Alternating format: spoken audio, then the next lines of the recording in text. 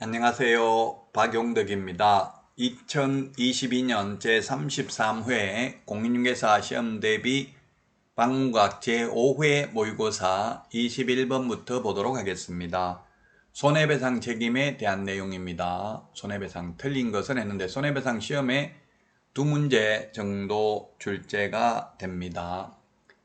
1번에 개업공개사는 업무 개시하기 전에 손해배상 책임을 보장하기 위하여 대통령령으로 정하는 바에 따라 보정보험, 공제 또는 공탁을 가입해야 됩니다. 이 세 개 중에 하나만 해도 되고 세 개 다 가입해도 됩니다. 업무 개시 전에 해야 되고요. 물론 등록 후 업무 개시 전입니다. 등록하기 전에는 가입할 수 없고요. 그 다음에 2번 개업공개사의 착오로 인하여 의뢰인이 원래의 목적물이 아닌 다른 점포에 대한 매매계약을 체결한 경우 개업공개사의 과실로 인정하여 손해배상 책임이 있다.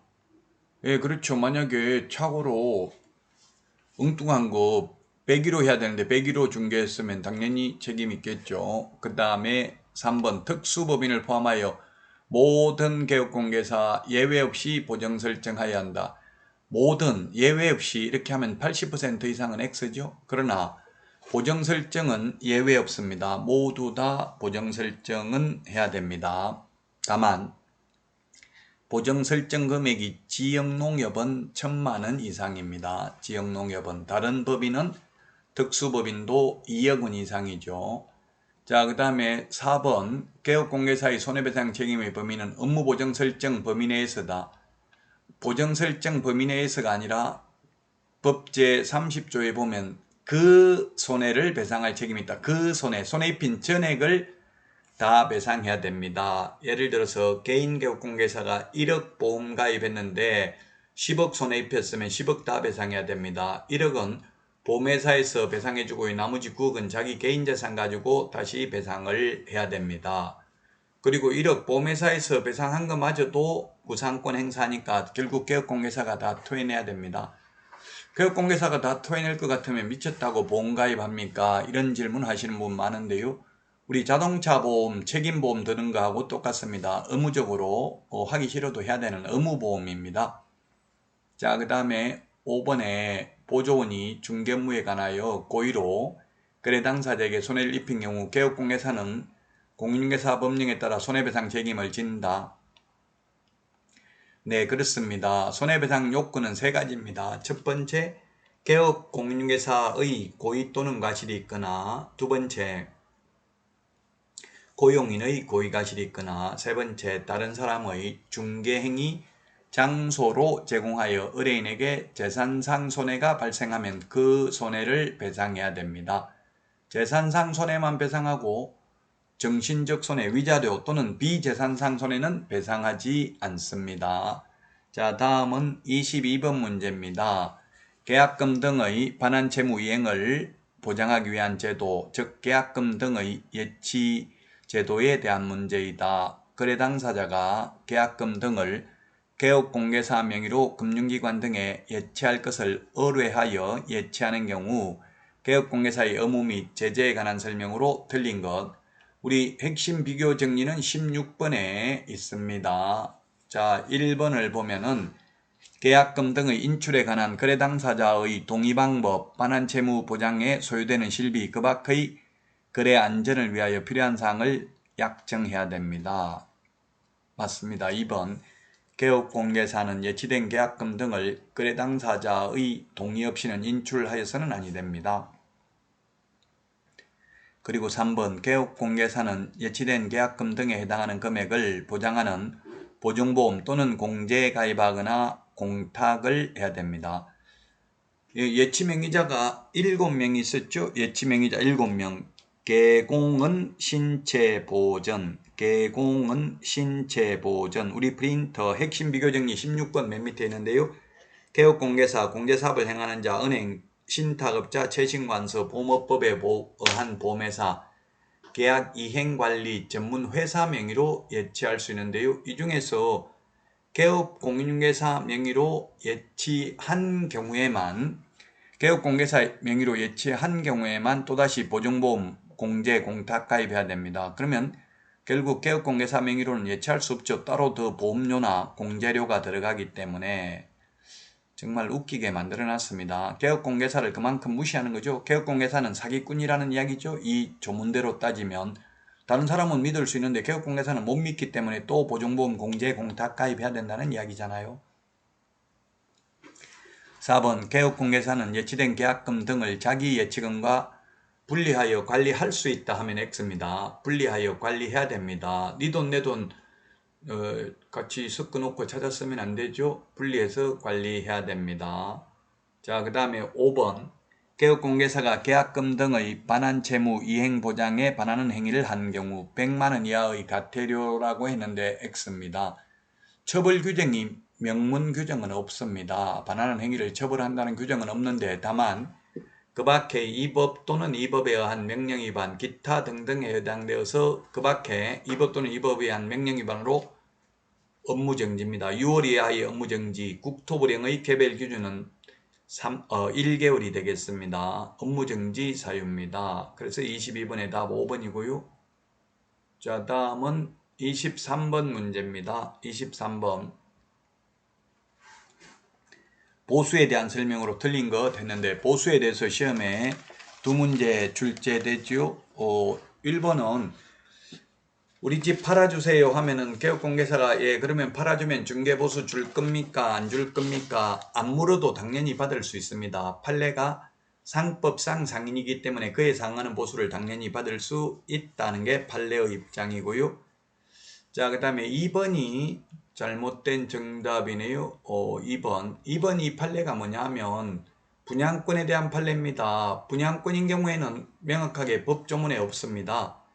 그래서 분양가가 5억입니다. 그래서 개업공개사가 당연히 5억인데 계약금 5천만 원 들어간 상태에서 프리미엄이 5천만 원 붙었습니다. 그러면 1억을 주고 거래하는데 개업공개사는 당연히 5억에 대해서 중개보수 받는 줄 알고 뭐 0.4, 5, 4, 20, 200만 원 받았습니다. 근데 판례는 분양권인 경우에는 실제 주고받는 돈, 즉 5천만 원 계약금에다가 프리미엄 5천만 원 더 못해서 1억에다 곱하기 요율을 해야 된다. 그러니까 개업공개사가 그런 법조문이 없지 않냐. 그래서 나는 몰랐다. 모르고 더 받은 것이다. 내가 알았으면 더 받았겠냐. 이렇게 주장했는데 판례는 어느 누구도 법을 몰랐다고 간주되지는 않는다.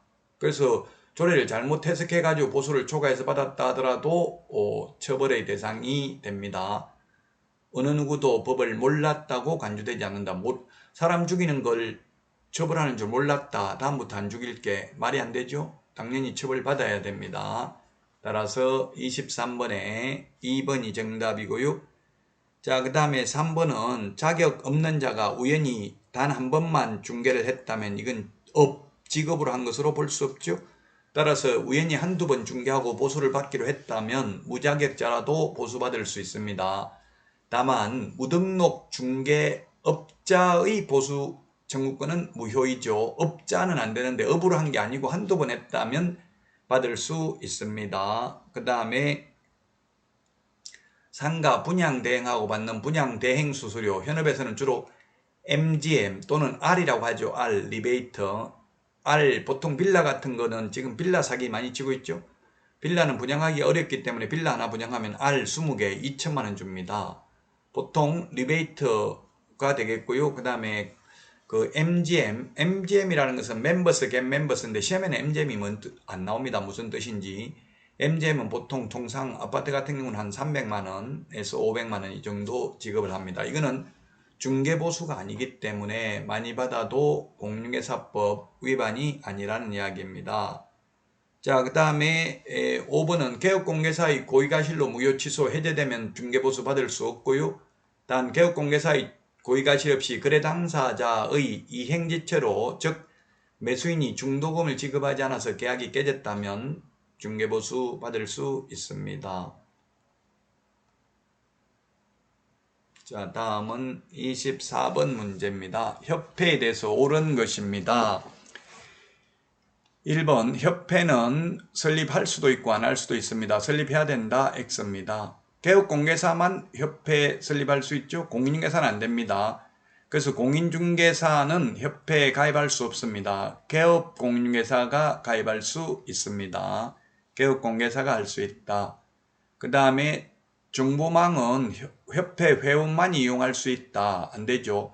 개업공개사에 따라 차별적으로 정보 공개하도록 해서는 아니 됩니다. 모든 개업공개사는 정보망 가입할 수 있습니다. 자, 그 다음에 4번에 협회는 정관으로 정하는 바에 따라 시도의 지부를 시군구의 지회를 둘 수 있습니다. 둘 수 있다. 3번도 회원만 이용할 수 있다. X. 4번도 X. 그 다음에 5번 협회에 대한 지도감독은 지부, 지회라 하더라도 모두 국토교통부 장관입니다. 우리 핵심 비교정리 12번 두 번째 까만 별표에 보면 있습니다. 협회는 모두 국토부 장관이 지도감독합니다. 협회에 대해서 지부 설치는 시도의사, 지회 설치는 등록관청이고요. 그 다음에 금융감독원장은 국토부 장관 요청이 있는 경우에는 협회에 대해서 조사, 검사할 수 있습니다. 나머지는 전부 국토부 장관입니다. 자, 다음은 25번입니다. 교육에 대한 설명으로 틀린 것은 했는데 교육제도도 시험에 반드시 출제가 되죠. 교육에 대해서도 시험에 해마다 반드시 출제됩니다. 틀린 것입니다. 기역, 직무교육은 시도의사 또는 등록관청입니다. 실무교육, 연수교육은 시도의사인데 직무교육은 등록관청도 실시할 수 있고요. 그 다음에 니은, 국토부 장관은 실무교육, 직무교육, 연수교육의 전국적인 균형유지를 위하여 필요하다고 인정하는 경우에는 해당 교육의 지침을 마련하여 시행할 수 있다. 현재 지침 마련하여 시행하고 있습니다. 제가 지금 실무교육, 연수교육, 직무교육 전부 이게 교육 현직 강사입니다. 저는 동국대학교 행정대학원, 여러분들이 인터넷에 동국대학교 공인중개사 실무교육 치보면 사이트가 나옵니다. 지금 올해까지 지금 최근 3년간은 인터넷으로 그냥 그 사이트에 접속해서 교육받고 수료증만 출력해서 제출하면 됩니다. 아직 올해는 모르겠습니다. 팬데믹이 된다면은 아마 현장에서 실무교육을 하고 여러분들 얼굴 찾아뵐 수도 있을 것입니다. 어쨌든 저한테 실무교육 받고 싶으면 동국대학교 공인중개사 실무교육 인터넷으로 치보시기 바랍니다. 지금 서울에는 동국대학교, 건국대학교, 그 다음에 한양대학교가 있고요. 서울 열린사이버대가 있습니다. 그리고 협회, 한국공인중개사협회, 세대한공인중개사협회에서 위탁받아서 실시하고 있죠, 현재.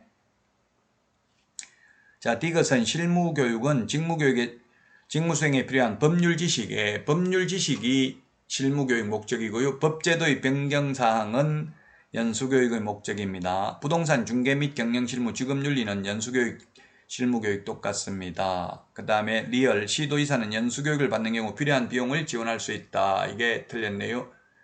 공짜로 받는 교육은 거래, 사고, 예방교육 하나밖에 없고요. 연수교육하고 실무교육은 돈 내고 받아야 됩니다. 그래서 리얼이 틀렸습니다. 공짜로 하는 것은 거래, 사고, 예방교육밖에 없다.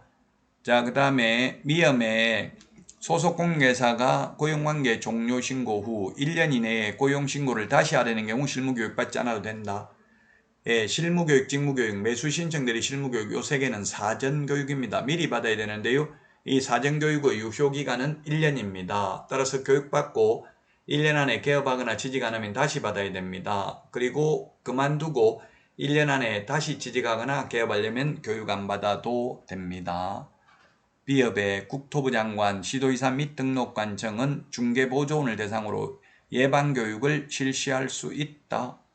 예방교육은 개업공개사 등이니까 개업공개사, 소속공개사, 보조원 모두 대상이 될 수 있습니다.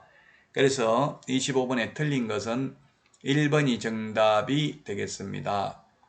최근에 이런 식으로 기역, 니은 이렇게 해서 박스형 문제가 많이 출제되고 있고요. 평소 10문제 출제되는데 32회 때는 무려 16문제 40%가 이런 박스형 문제가 출제됐기 때문에 이런 패턴을 좀 여러분들이 많이 익히셔야 되겠습니다. 다음은 26번입니다. 자격 취소에 대해서 틀린 것입니다. 자격 취소 제가 부, 양, 지, 역 이렇게 암기했죠. 부정한 방법으로 자격 취득한 경우 양도되어 자격정지 기간 중에 업무하거나 자격정지기간 중에 이중소속, 그 다음에 이 법에 의해서 징역형이 되겠습니다. 따라서 자격취소 정답은 4번이네요. 벌금 받아가지고 자격취소되지는 않습니다.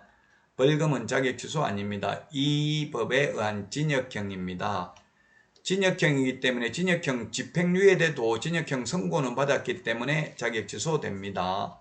자, 그 다음에 자격증은 7일 이내에 교부한 시도지사, 우리 핵심 비교정리 54번에 맨 밑에 보면은 청문과 의견 진술만 사무소 관할 시도지사고요. 나머지는 전부 교부한 시도지사죠. 자, 그래서 5번에 교부한 시도지사가 취소합니다. 청문과 의견 진술만 사무소 관할 시도지사입니다. 자, 다음은 27번 반드시 등록을 취소해야 되는 사유에 해당하는 것은 했는데 답은 일단 바로 눈에 보이네요. 5번이 정답입니다. 이게 결격사유입니다. 결격사유.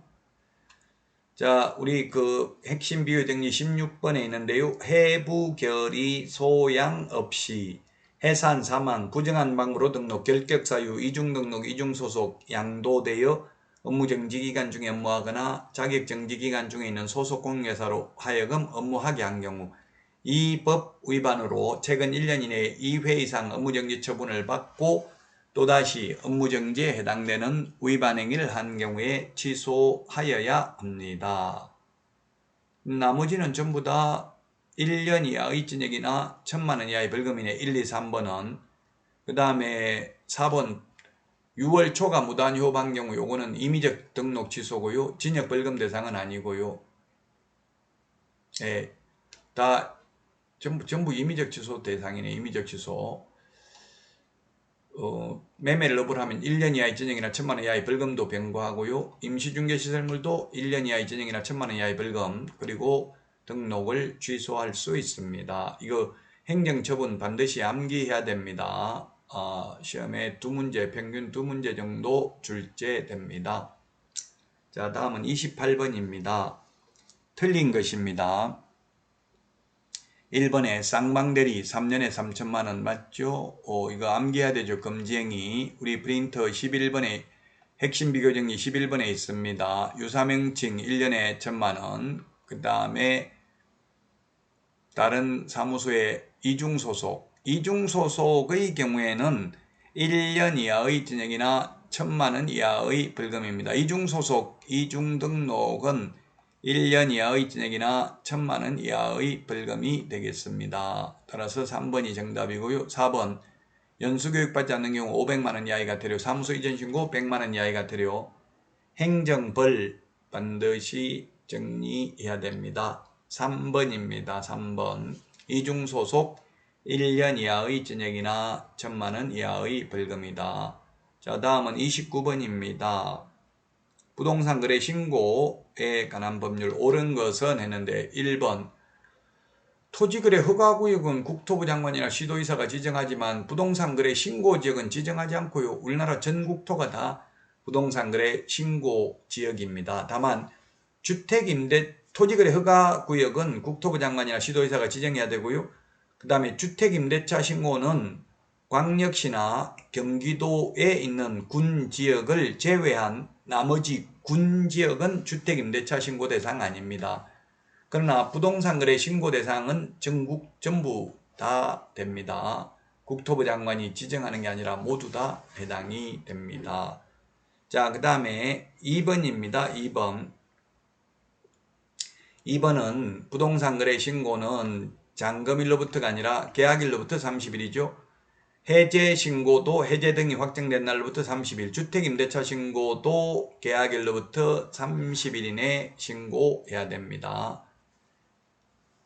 자, 그래서 2번 틀렸고요. 3번 거래 당사자가 직접 거래한 경우 신고서는 거래 당사자가 공동으로 제출해야 된다 했는데 우리 신고서 서식에 보면 1인이 제출해야 된다라고 되어 있습니다. 그래서 좀 논리적으로 보면 모순이죠. 그래서 1인이 제출해도 된다는 취지입니다. 제가 국토부에 전화해서 1인이 제출해야 되면 지금 2명 같이 왔는데 적발되면 처벌받습니까? 한 명 숨어 있어야 됩니까? 물어보니까 그런 취지는 아니다. 한 명 해도 된다는 취지랍니다. 어쨌든 신고서 서식에는 보면 1인이 제출을 해야 된다라고 되어 있습니다. 자, 그 다음에 4번. 일방이 신고를 거부하는 경우 다른 일방의 신고 의무는 면제되지 않는다. 그렇습니다. 한 명이 거부하면 사유서와 계약서 사본을 제출하러 가야 됩니다. 직접 한 명이 신고해야 됩니다. 안 하면 둘 다 처벌받습니다. 500만 원 이하의 과태료. 자, 그 다음에 주소지 관할이 아니라 부동산 소재지 신고관청, 시장군수구청장에게 부동산 거래 신고해야 됩니다. 자, 다음은 30번 문제입니다. 정정신청 변경신고인데요. 우리 핵심 비교정리 14번, 15번에 있습니다. 14번, 15번에 있는데요. 정정신청은 주지사 종목 이렇게 했죠. 거래 당사자의 주소, 전화번호, 휴대전화번호, 거래 지분 비율, 그 다음에 개업공개사의 전화번호, 상호, 사무소 소재지, 그 다음에 건축물의 종류, 그리고 지목, 면적, 거래 지분, 대지권 비율 정정 가능합니다. 그러나 토지의 종류, 부동산 등의 소재지, 지번, 성명, 주민등록번호는 정정이 불가능합니다. 계약의 본질적 내용은 정정 불가능하고요. 정정신청서는 법정 서식 없고요. 거래 당사자의 주소, 전화번호, 휴대전화번호는 단독으로 정정 가능하므로 방문 신고만 가능하고 전자문서는 안 됩니다. 그 다음에 변경신고는 지분 변경, 도면 가기, 우리 핵심 비교정리 15번에 있습니다. 거래 지분 비율, 거래 지분, 공동매수의 경우 일부 매수인의 변경, 일부가 제외되는 경우만 해당되고 일부가 추가되는 경우는 해당되지 않습니다. 4번 거래 대상 부동산 등이 다수인 경우에는 일부 부동산의 변경인데 일부가 제외되는 경우만 해당되고 일부가 추가되는 경우는 해당되지 않습니다. 중도금, 잔금 및 지급일, 그 다음에 면적, 그 다음에 가격 정정 가능합니다. 공급가액 또는 옵션 비용도 변경이 가능한데 단 공급가액, 옵션 비용은 단독으로 변경 가능하므로 전자문서 안 된다. 계약 조건, 기한도 변경이 가능합니다. 면적 변경 없이 가격 변경하는 경우에도 계약서 사본을 제출하러 가야 되기 때문에 전자문서 안 되고요. 변경신고는 등기 신청 전에만 가능합니다. 자, 그래서 30번 옳은 것은 했는데 1번은 정정신청서는 법정 서식 없다고 했죠. 신고 필정의 정정사항을 기재해서 제출하면 됩니다. 그 다음에 거래 당사자의 주소, 전화번호, 휴대전화번호는 공동으로가 아니라 단독으로 서명 날인해서 정정 가능하므로 전자문서 안 된다고 했고요. 그 다음에 4번 계약 대상 면적 변경 없이 물건 거래 금액을 변경하는 경우에는 이를 증명할 수 있는 계약서 사본 등을 첨부해야 됩니다. 제출하러 가야 됩니다. 따라서 3번은 방문신고만 가능하고 전자문서는 안 됩니다. 자, 그 다음에 일부 매수인이 추가되는 경우 안 되고요. 일부 부동산 등이 추가되는 경우는 안 되고 제외되는 경우만 해당된다고 했죠. 우리 핵심 비교 정리 15번에 있습니다. 따라서 정답은 3번이 되겠습니다. 여러분 수고 많으셨고요. 이어서 다음 시간에 31번부터 하도록 하겠습니다. 안녕.